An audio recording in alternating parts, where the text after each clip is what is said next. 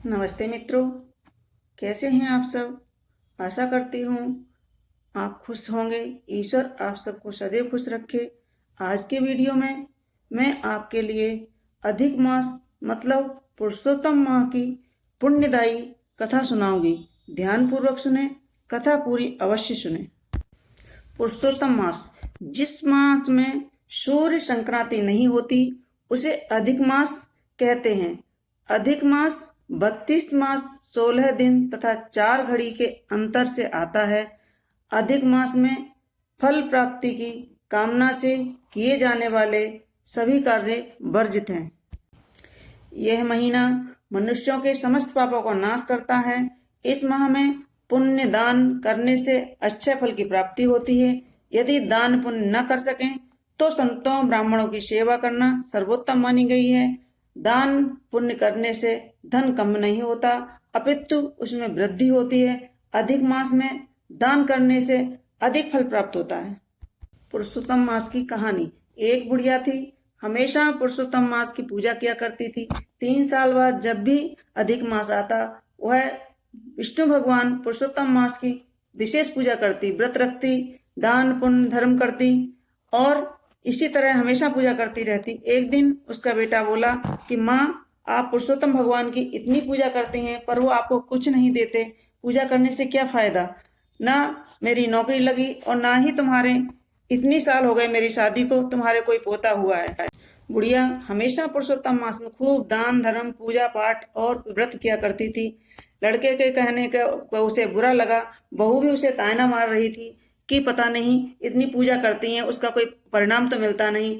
तब बुढ़िया बोली कि मैं अपने पुरुषोत्तम भगवान से मिलूंगी और उनसे पूछूंगी कि मेरे पूजा पाठ का मुझे फल कब मिलेगा। बुढ़िया माँ उसी तरह पुरुषोत्तम मास में पूजा कर रही थी तो एक दिन उसके लड़का बहू ने फिर से ताना मारा कि माँ, कहाँ है तुम्हारे पुरुषोत्तम भगवान, वो तुम्हें कुछ देते क्यों नहीं। तब बुढ़िया माँ बोली कि आज मैं अपने पुरुषोत्तम भगवान को ढूंढने ही जाऊंगी। और इस तरह बुढ़िया माँ सुबह सुबह पुरुषोत्तम भगवान को ढूंढने के लिए घर से निकल पड़ी। मन में सोचती जा रही कि भगवान मिलेंगे तो मैं उनसे बोलूंगी कि तुम मेरे पूजा का फल मुझे कब दोगे। उसे एक कोढ़ी मिला। कोढ़ी ने पूछा, बुढ़िया माँ कहाँ जा रही हो। बुढ़िया माँ बोली, मैं पुरुषोत्तम भगवान को मिलने जा रही हूँ। कोढ़ी बोला कि हे बुढ़िया माँ, पुरुषोत्तम माँ भगवान मिले तो उनसे पूछना कि मेरे कोढ़ी होने का क्या कारण है। उसने बोला, हाँ पूछ लूंगी, पूछने में मेरे कौन से पैसे लगेंगे। बुढ़िया माँ आगे चली तो एक कुम्हार मिला। कुम्हार बोला, बुढ़िया माँ कहाँ जा रही हो। बुढ़िया माँ बोली, मैं पुरुषोत्तम भगवान से मिलने जा रही हूँ। कुम्हार बोला कि पुरुषोत्तम भगवान मिले तो उनसे मेरे दुख का कारण पूछना। मेरे मिट्टी के घड़े पकते नहीं हैं, कच्चे रह जाते हैं, मैं बहुत दुखी हूँ, इसका क्या कारण है। बुढ़िया माँ बोली, पूछ लूंगी, पूछने में मेरे कौन से पैसे लग जाएंगे, मैं आपकी बात भी पूछ लूंगी। आगे चली तो नाग नागिन मिले। उन्होंने पूछा, बुढ़िया माँ कहाँ जा रही हो। तो बुढ़िया माँ बोली, मैं पुरुषोत्तम भगवान से मिलने जा रही हूँ। तो नाग बोला कि हे बुढ़िया माँ, पुरुषोत्तम भगवान मिले तो मेरे पुरुषोत्तम भगवान से पूछना कि मेरे नागिन हर बार अंडे देती है और उसके एक भी सपोले जिंदे नहीं रहते हैं, इसका क्या कारण है, मैं बहुत दुखी हूँ।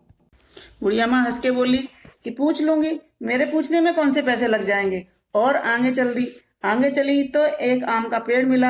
आम का पेड़ के नीचे बुढ़िया माँ थक कर लेट गई और वहां बैठी थी, कुछ सोच ही रही थी कि पेड़ बोला कि धन्यवाद माँ, आप मेरे पेड़ के नीचे आई। मेरे पेड़ के नीचे कोई आता नहीं है, बैठता नहीं है, क्योंकि मेरे आम खट्टे हैं। तो बुढ़िया माँ बोली, वो पेड़ बोला कि आप कहाँ जा रही हैं। तो बुढ़िया माँ बोली कि मैं पुरुषोत्तम भगवान से मिलने जा रही हूँ। तो पेड़ बोला कि पुरुषोत्तम भगवान मिले तो उनसे मेरे दुख का कारण भी पूछ लेना, मेरे आम इतने खट्टे क्यों हैं। बुढ़िया माँ बोली कि पूछ लूंगी, पूछने में मेरा क्या जाएगा। और बुढ़िया माँ आगे चल दी। आगे रास्ते में एक पीपल के पेड़ के नीचे एक ब्राह्मण बैठा हुआ था। बुढ़िया माँ से पूछने लगे कि बुढ़िया माँ कहाँ जा रही हो। तो बुढ़िया माँ बोली, मैं पुरुषोत्तम भगवान से मिलने जा रही हूँ। तो बूढ़ी ब्राह्मण बोले कि आपके पुरुषोत्तम भगवान कौन है, कहाँ रहते हैं और कैसे हैं। तो बुढ़िया बोली, मेरे पुरुषोत्तम भगवान बहुत अच्छे हैं, बहुत दयालु हैं और बहुत ही रक्षा करने वाले हैं। मैं उनसे यह पूछूंगी कि मेरे पूजा का फल मुझे कब मिलेगा। तो ब्राह्मण देवता बोले, क्या भगवान ऐसे मिल जाते हैं? तो बुढ़िया माँ बोली कि हाँ, मेरे भगवान ऐसे ही दयालु हैं। तो ब्राह्मण देवता बोले कि मैं ही तुम्हारा पुरुषोत्तम भगवान हूँ। तो बुढ़िया माँ बोली, मैं ऐसे नहीं मानूंगी, मुझे चतुर्भुजी रूप में दर्शन दो। तब पुरुषोत्तम भगवान ने चतुर्भुज रूप धारण कर बुढ़िया को दर्शन दिए। बुढ़िया भगवान के दर्शन करते ही भगवान के चरणों में गिर पड़ी और पुरुषोत्तम भगवान से कहने लगी कि आज मुझे सब कुछ मिल गया, अब मुझे कुछ नहीं चाहिए। भगवान बोले, मांगो बुढ़िया, क्या चाहिए? तो बोली, मेरे लड़का बहू मुझे रोज ताना देते थे कि तुम इतनी पूजा करती हो और तुम्हें भगवान ने क्या दिया है, इसलिए मेरे लड़के को नौकरी लग जाए और मेरे पोता हो जाए। फिर बुढ़िया को कोढ़ी की बात याद आई और पूछने लगी कि रास्ते में कोढ़ी मिला था, उसका क्या कारण है, वो क्यों दुखी है? तो भगवान बोले कि उस कोढ़ी को बोल देना कि वह पिछले जन्म का राजा था और वह राजकाज में निर्दोष लोगों को दंड दिया करता था, उन्हीं की हाय की वजह से वह कोढ़ी बना है। तुम यह मेरे चरणों की धूल ले जाओ और उसको लगा देना, वह ठीक हो जाएगा। फिर बुढ़िया बोली कि कुम्हार के घड़े नहीं पकते हैं, इसका क्या कारण है? तो भगवान बोले कि कुम्हार ने एक बुढ़िया के गरीब थी, वह अपनी लड़की की शादी के लिए घड़ा लेने आई थी, ज्यादा महंगे घड़ा होने की वजह से वह नहीं ले सकी और उसने उसे घड़े नहीं दिए, इसी अपराध के कारण उसके घड़े नहीं पकते हैं। तुम कुम्हार को बोल देना कि 100 घड़े प्याऊ के लिए दान करे और उसके घड़े पकने लग जाएंगे। फिर बुढ़िया माँ बोली कि नाग नागिन के बच्चे नहीं बचते हैं, सो क्या कारण है? तो भगवान बोले कि नागिन को याद दिलाना कि उसने एक गर्भवती महिला को डस लिया था, वह तड़प तड़प के मर गई थी, इसी दोष उसी हाय के वजह से उसके बच्चे नहीं बचते हैं। बुढ़िया माँ से पुरुषोत्तम भगवान बोले कि नाग नागिन को बोलना कि तुम अपनी मणि किसी को दान कर दो तो तुम्हारे बच्चे बचने लग जाएंगे। फिर बुढ़िया माँ ने उस आम के पेड़ के बारे में पूछा कि उस आम के इतने आम खट्टे क्यों हैं, सो क्या कारण है? तब भगवान बोले कि उस आम के वृक्ष ने बच्चों को आम नहीं खाने देते थे, इसलिए उसके आम सारे खट्टे हो गए हैं। पुरुषोत्तम भगवान बोले, तुम एक आम उस पेड़ का खा लेना, उससे उसके सारे आम मीठे हो जाएंगे। और बुढ़िया माँ भगवान से आशीर्वाद लेके वहां से चल दी। मुड़ी ही थी कि उसे याद आया कि भगवान की चरण धूली नहीं ले पाई, तो उसने पलट के देखा तो भगवान अंतर ध्यान हो गए थे। उसने वहीं जमीन की चरण धूली अपनी झोली में भर ली। बुढ़िया माँ घर की तरफ चल दी। आगे चली तो आम का पेड़ मिला। आम के पेड़ ने बोला कि बुढ़िया माँ मेरी पूछी? तो बुढ़िया माँ बोली, हाँ, विष्णु भगवान ने बता दिया है कि तेरे आम मीठे हो जाएंगे, एक आम मुझे खिला दे। बुढ़िया माँ के खाते ही उसके सारे आम मीठे हो गए। आगे चली तो बुढ़िया माँ को सर्प मिला। सर्प बोला कि बुढ़िया माँ मेरी बात पूछी? तो बुढ़िया माँ बोली, हाँ पूछी। भगवान ने बोला है कि तुम अपनी अमृत मणि किसी को दान कर दो तो तुम्हारे बच्चे बचने लग जाएंगे।